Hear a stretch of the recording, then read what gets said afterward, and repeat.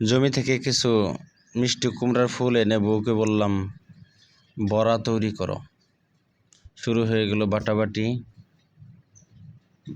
ডাল বাটা হচ্ছে, এরপর পেঁয়াজ, রসুন এবং কাঁচামরিচ সহ জিরা এগুলো বেটে নেওয়া হলো। এরপর বাটাবাটি শেষ, এখন সব কিছু একত্র করে আগুন জ্বালানোর পালা। ফুলগুলো বেছে নেওয়া হচ্ছে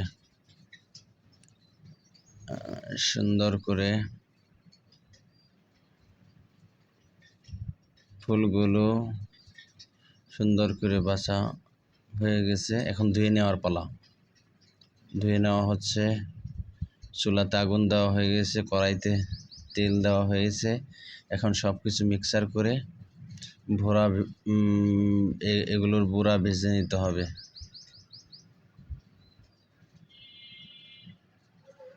আশা করি বড়াগুলো অনেক মজা হবে। আমি আগেও খেয়েছি, ভালো লেগেছে। হ্যাঁ, এখন মিষ্টি কুমড়া ফুলের সাথে এগুলো লাপটে কড়াইতে দেওয়া হলো বড়া ভাজার জন্য। বেশিক্ষণ সময় লাগবে না, অল্প সময়ের মধ্যে বড়া হয়ে যাবে। 3-4টে দেওয়া হয়েছে, উল্টে পাল্টে দেওয়া হচ্ছে। এর থেকে উল্টে পাল্টে চুলার আগুনও কন্ট্রোলে রাখা হচ্ছে যাতে পুড়ে না যায়। সুন্দর বড়া তৈরি হয়ে গেছে, প্লেটে নামিয়ে নেওয়া হচ্ছে।